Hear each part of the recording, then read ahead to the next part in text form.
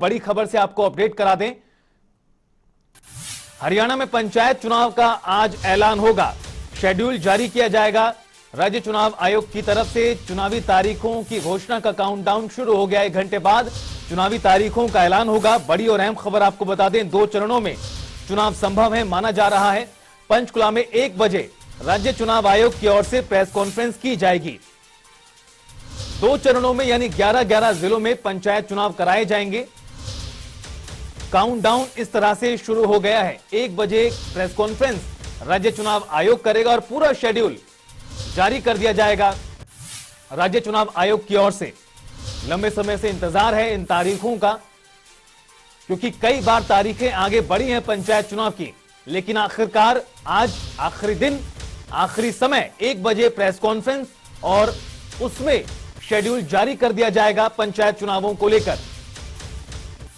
बात करें राजनीतिक पार्टियों की ओर से तो भारतीय जनता पार्टी ने साफ कर दिया है, सरपंच, पंच और ब्लॉक समिति इन तीनों के ही चुनाव सिंबल पर नहीं होंगे और बचा जिला परिषद का चुनाव वो जिला इकाइयों पर छोड़ा गया है। ऐसे में पंचायत चुनाव भी बेहद ही रोचक होने वाले हैं। जनता का मूड आखिर है क्या, इसके जरिए भी कहीं ना कहीं निकलकर बाहर आएगा। पंचकुला में 1 बजे प्रेस कॉन्फ्रेंस होगी राज्य चुनाव आयोग की ओर से और पूरा शेड्यूल जारी कर दिया जाएगा। और हमारे वरिष्ठ सहयोगी पवन सिवर हमारे साथ जुड़ गए ज्यादा बातचीत, ताजा अपडेट्स के लिए। पवन, अब कुछ ही वक्त का इंतजार है, 1 बजे माना जा रहा है प्रेस कॉन्फ्रेंस होगी और पूरा जो चुनावी शेड्यूल है जारी कर दिया जाएगा। इंतजार करना होगा 1 बजे का, लेकिन उससे पहले किस तरह की चर्चाएं, किस तरह से पूरी प्रक्रिया चुनावों की रह सकती है?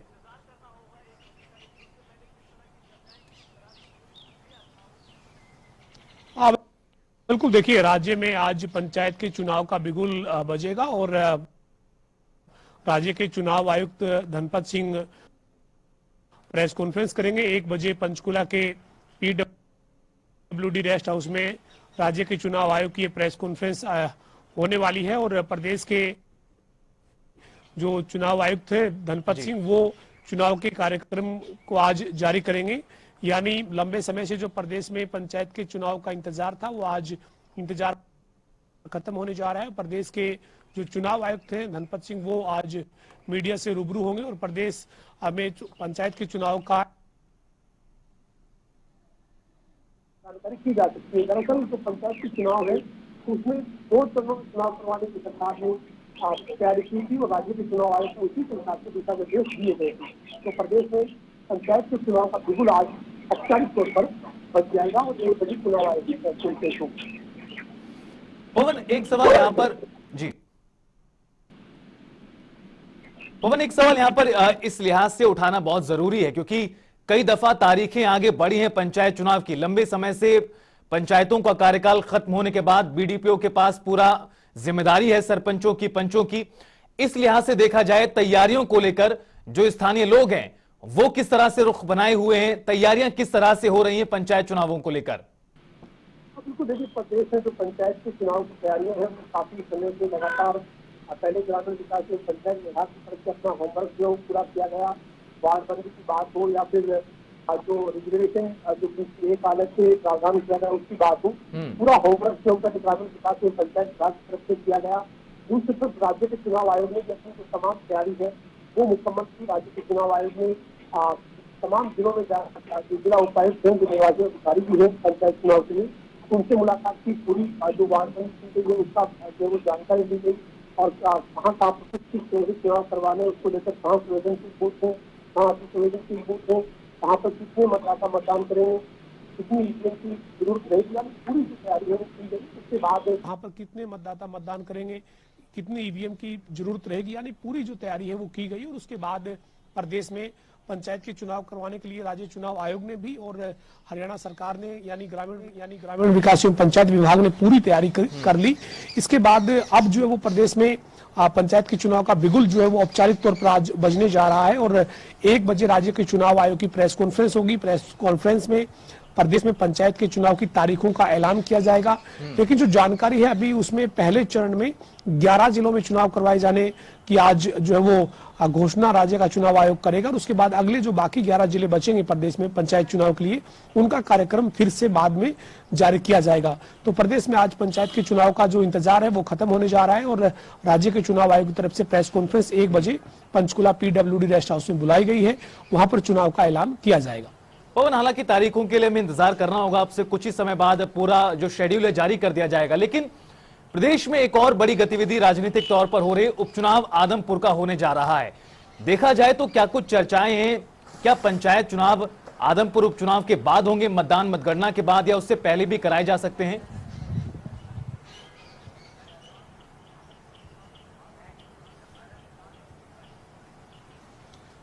देखिए, जो अभी तक जानकारी इस पूरे प्रक्रिया को लेकर मिली है वो यही है कि आदमपुर के उपचुनाव का जो है वो ऐलान हो चुका है। भारत के चुनाव आयोग ने आदमपुर विधानसभा के उपचुनाव के लिए 3 नवंबर की तारीख तय की है।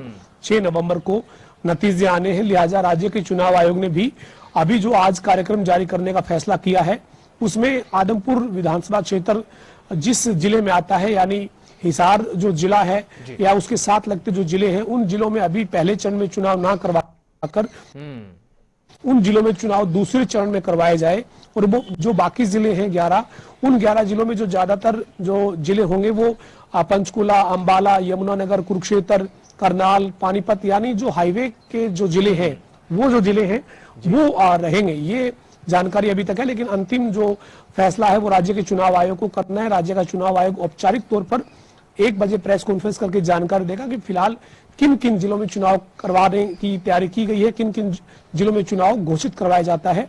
ये शेड्यूल 1 बजे राज्य का चुनाव आयोग जारी करेगा। लेकिन आदमपुर उपचुनाव के मद्देनजर राज्य के चुनाव आयोग ने अपनी रणनीति में बदलाव किया है और ये रणनीति में जो बदलाव हुआ है उसके पीछे यही वजह है कि आदमपुर में उपचुनाव है, लिहाजा उस क्षेत्र के मतदाताओं को अगले चरण में पंचायत के चुनाव में शामिल किया जाए, इस तरह की तैयारी की गई है।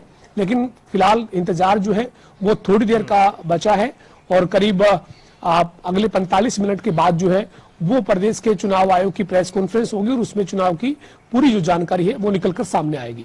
पवन, एक तो पंचायत चुनाव और दूसरा आदमपुर का उपचुनाव, देखा जाए तो पूरे प्रदेश का सियासी पारा इन दिनों हाई है। भारतीय जनता पार्टी ने साफ कर दिया है कि जिला परिषद को लेकर फैसला जिला इकाई करेगी और बाकी सिंबल पर नहीं लड़ा जाएगा। अलग अलग पार्टियों का क्या पूरा स्टैंड है, क्या पत्ते सभी ने खोल दिए हैं अभी तक?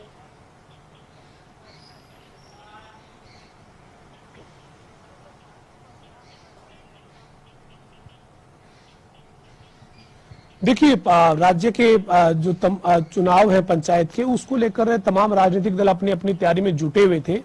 लेकिन अब धीरे धीरे तस्वीर साफ होने लगी है। भारतीय जनता पार्टी ने ये साफ कर दिया है कि प्रदेश में जो पंचायत की चुनाव है उसमें पंच, सरपंच और ब्लॉक समिति का चुनाव पार्टी सिंबल पर बिल्कुल पूरी तरह से नहीं लड़ने जा रही है। जबकि जो जिला परिषद का चुनाव है उसका फैसला जिला की जो इकाइयां हैं उन पे छोड़ा गया है। यानी जो जिले जिला परिषद के चुनाव में पार्टी का सिंबल लेना चाहेगी उन जिलों में पार्टी का सिंबल दिया जाएगा, लेकिन पार्टी सीधे तौर पर चुनाव सिंबल पर नहीं लड़ रही है। इसी तरीके से कांग्रेस अपनी स्थिति पहले ही साफ कर चुकी है। कांग्रेस भी पंचायत के चुनाव को भाईचारे का चुनाव बताते हुए पार्टी के सिंबल पर नहीं लड़ने का फैसला कर चुकी है। अब जो है वो जननायक जनता पार्टी जो सरकार की सहयोगी है, गठबंधन के नाते सरकार के साथ है, उनका इसके ऊपर क्या फैसला होगा, इसी तरीके से इंडियन नेशनल लोकदल की क्या रणनीति होगी और आम आदमी पार्टी जो पहले पंचायत का चुनाव सिंबल पर लड़ने का ऐलान कर चुकी है वो अब अन्य दलों की रणनीति के बाद अपना क्या फैसला रखेगी, ये देखने वाली बात होगी। लेकिन प्रदेश में पंचायत के चुनाव को एक तरह से दोनों जो बड़े राजनीतिक दल है, चाहे कांग्रेस है या बीजेपी है, पार्टी के सिंबल पर लड़ने से इनकार कर दिया है और बीजेपी ने जिला इकाइयों पर जिला परिषद के चुनाव की जिम्मेदारी छोड़ी है। लेकिन ये कहा जाएगा कि सिंबल पर सीधे तौर पर पार्टी चुनाव नहीं लड़ रही है। तो ऐसे में जो दूसरे राजनीतिक दल हैं, चाहे जननायक जनता पार्टी सरकार का सहयोगी दल है या फिर इंडियन नेशनल लोकदल है या आम आदमी पार्टी, उनकी क्या रणनीति होगी ये आने वाले दिनों में साफ हो पाएगा। जी बिल्कुल पवन, नजर बनाए रखिए आप, लगातार आपसे अपडेट लेते रहेंगे। बहुत बहुत शुक्रिया फिलहाल इस तमाम बातचीत के लिए।